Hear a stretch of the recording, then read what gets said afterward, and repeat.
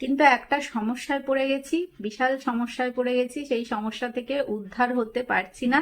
তো তোমরা যদি কেউ জানো তাহলে প্লিজ আমায় বলো, কি করব আমি এখন। আমার ছেলের দেখো পায়ের স্টাইল, দেখো একটা প্যান্টু হচ্ছে পায়ের ভেতরে ঢুকে গেছে, আর একটা পা বেরোনো আছে। এইটাই হচ্ছে আমার পাপার স্টাইল, না পাপা? কি দেখি ওয়েদারটা কি সুন্দর, দেখো পুরো মিষ্টি একটা ওয়েদার। এত গরম পড়েছিল যে কি বলবো, তারপরে হচ্ছে এই যে বৃষ্টি, আর ঝড়ও হয়েছিল কালকে হালকা, কিন্তু বৃষ্টিটাই মানে বেশি হয়েছে, সারা রাতি প্রায় বৃষ্টি হয়েছে, আবার সকালবেলাতেও বৃষ্টি হয়েছে। দেখো উফ, গাছগুলো যেন প্রাণ ফিরে পেলো, তাই না বলো? হ্যালো এভরিওয়ান, কেমন আছো সবাই? আশা করছি সবাই ভালো আছো। আর দেখো কি সুন্দর বৃষ্টি হচ্ছে, আমার তো খুব ভালো লাগছে। আর মা গেছে জল আনতে, ভিজে যাচ্ছে বোধহয়। কি হলো? দাও আমায় দাও, ছাড়ো ছেড়ে দাও, ছেড়ে দাও।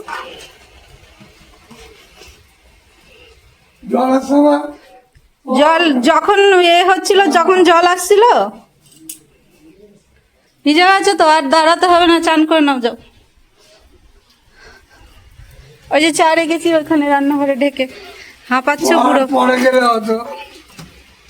বৃষ্টিটা তো হুট করে এলো, বৃষ্টিটা বন্ধই ছিল।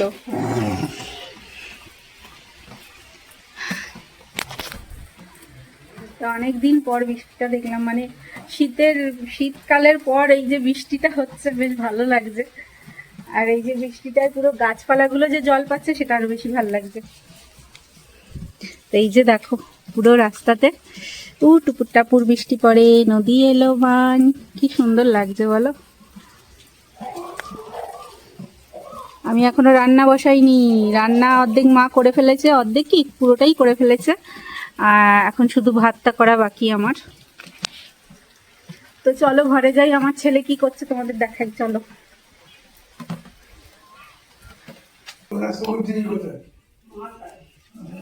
এই যে ছেলে তার বাবার কোলে, ওকে খাওয়াচ্ছিলাম, খাইয়ে আমি চা বসিয়েছি, চাটা দেখতে গেছি, আর সে চিৎকার, বাবা কালকে মানে ভোর রাত থেকে সকাল পর্যন্ত সে ঘুমোয়নি, তারপরে আমিও ঘুমিয়ে গেছি, আর উঠেছি সেই একই টাইমে। সকালবেলায় উঠবো ভাবলে হবে কি, আমি সকালে উঠতে আর পারি না।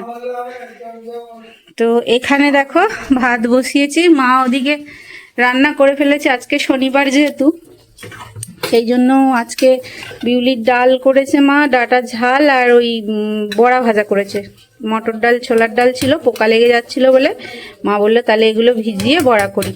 তো বড়া করেছে, আর আমি এখানে ভাত বসিয়ে দিয়েছি। আমার ভাতও হব হব করছে। তো চলো ভাতটা হোক, তারপরে দেখি কি আমি একটু আলু ভাজি কি, তারপরে তোমাদের সাথে সারাদিন কি কি করি এই বৃষ্টির দিনে সবটা তোমাদের সাথে শেয়ার করব। তো অবশ্যই ভিডিওটা দেখো। এই যে আমার তো বৃষ্টিটা খুব ভালো লাগছে, মিষ্টি একটা ঠান্ডা হাওয়া, সেটা খুব ভালো লাগছে। তোমাদের দাদা খাচ্ছে চা, আর আমি খেলাম আমার মানে একদম খেতে ইচ্ছে করে না যে জিনিসটা, সেই জিনিসটা, সেই যে দুধে গুলে খায় যে বাচ্চাকে ফিট করানোর জন্য, তো সেইটা খেয়েছি। উফ কেমন লাগছে, গা গুলোচ্ছে। তো যাই হোক, বাইরে বৃষ্টিটা পড়ছে, খুব ভালো লাগছে, কিন্তু ভালো লাগলে হবে কি, এখন তোমাদের দাদার ডিউটি বেরোবে, সে ভাবছে কি করে বেরোবো, কি করে বেরোবো। আর আমাদের পাপাটা এই যে নিচে শুচ্ছিল না, এখন একটু শুয়েছে, শুয়ে এই যে খেলা করছে। সিজার হওয়ার পর বন্ধুরা কোনো ভারী কাজ করাই হচ্ছে আমার জন্য বারণ। তো কোনো ভারী কাজ আমি এখনো পর্যন্ত করি না, কারণ আমার এখনো কিন্তু 2 মাস হয়নি। তো তবুও সবই মোটামুটি করছি, কিন্তু ভারী জিনিসটা আমি তুলতে চাইছি না, তুলি না। তো দেখো চালের বস্তা ছিল, তো চালের বস্তা থেকে চালটা ঢালতে হবে ড্রামে, ড্রাম খালি হয়ে গেছে, চালের ড্রাম। তো সাহস করে আমি আর চালের ড্রামে চালটা ঢালিনি। তো তোমাদের দাদাকে বললাম যে আমাকে চালের ড্রামে চালটা ঢেলে দাও, আমি তো ওটা নাড়াচাড়া করতে পারবো না, বস্তাটাকে তো টেনেও আনতে হবে না, তো আমি পারবো না, তুমি ঢেলে দাও। তো ওই ঢালছিল, যতদিন আমার প্রেগনেন্সি ছিল চাল ফাল আনি, তারপরে হচ্ছে মাসকাবাড়ি বাজার যাই আনুক না কেন, ওই গোছাতো, ওই আর কি ড্রামে চাল ফাল ঢালতো। আর ওখানে দেখো এত আওয়াজ করছে, আমার ছেলেটা না উঠে পড়ে। তোমাদের দাদা একটু অনেক কষ্টে ঘুম পাড়িয়েছি, তো উঠে গেলেই চিৎকার করবে। তো যাই হোক, তোমাদের দাদাকে বললাম একটা বড় বাটি নিতে, সে নিয়েছে একটা ছোট বাটি। এবার একটা ছোট বাটিতে কতবার করে তুলবে বলো তো? তো মোটে বুদ্ধি নেই, এই জন্য বলে না ছেলে মানুষের বুদ্ধি, ছেলে মানুষ কি আর এই সংসারের এই সমস্ত কাজ করতে পারে? কিন্তু বললেও সে শুনবে না, তার নিজের ইচ্ছেতেই করবে। আবার বেশি বললে আবার রেগেও যায়, জানো তো, বলে কি তাহলে তুমিই করে নাও, আমি পারবো না। আর এখানে দেখো একটা বালতি রেখেছি, কারণ ড্রামেতে পুরো বস্তার চালটা ধরে না, আরও ধরো 3-4 কেজি মতো চাল রয়ে যায়, তো সেটা আমি এই ড্রামেতে ঢেলে দিই। তো এইখানে বাইরে বৃষ্টিটাও পড়েই যাচ্ছে, টুপুর টাপুর বৃষ্টি পড়েই যাচ্ছে। আর বৃষ্টির জন্য ওয়েদারটাও খুব মিষ্টি ঠান্ডা একটা ওয়েদার। আর প্রচণ্ড গরম পড়েছিল, তো সেই গরম থেকে মুক্তি, এটাই হচ্ছে সবথেকে স্বস্তির বিষয় আমার জন্য অন্তত। তো তোমাদের দাদা এখানে চাল ঢালছে, আর এখানে দেখো মা এসছে আমাদের পুচু সোনার সাথে গল্প করছে, আর সেও মজা নিচ্ছে, গল্পের মজা নিচ্ছে। আর মুখের দিকে চেয়ে আছে যে তাকে কোলে নাও, মানে তার কাছে এখন যেই আসুক না কেন, তার কাছে এলেই সে ভাববে কি সে তাকে কোলে নেবে। তো কোলে ওঠার জন্য সে পাগল হয়ে যায়, ব্যতিব্যস্ত হয়ে যায় যে আমাকে কোলে নাও, কোলে নাও, কোলে নাও।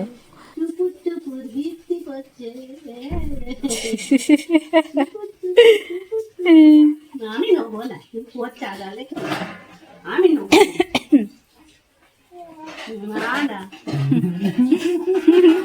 না।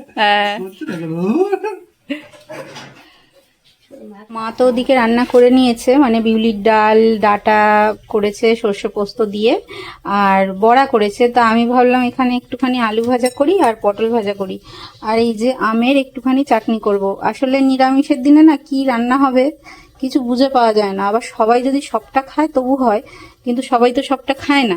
আর এখানে দেখো আলুটা একটুখানি আমি ভাপিয়ে নেব হলুদ দিয়ে নুন দিয়ে, তারপরে এটাকে আমি ভাজবো। তো চলো পটলটা আগে ভেজে নিই।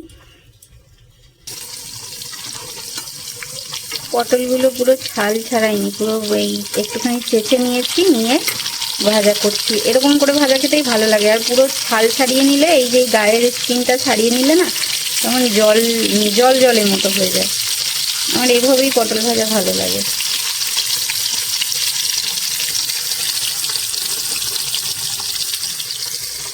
আজকে ওয়েদার খারাপ বলে আজকে আমার পাপাসোনাকে স্নান করাইনি, শুধু গাটা মুছে দিয়েছি। একটু গরম জল করে ন্যাকড়া ভিজিয়ে তা দিয়ে গাটা একটু স্পঞ্জ করে দিয়েছি। আর এই যে আমার পুকু সোনা আজকে একটা নতুন জামা পরেছে, আর সে এখন ঘুমিয়ে গেছে। মানে গা মোছার পরে খেয়েছে, ওষুধ খাইয়েছি, খেয়ে সে ঘুমিয়ে গেছে।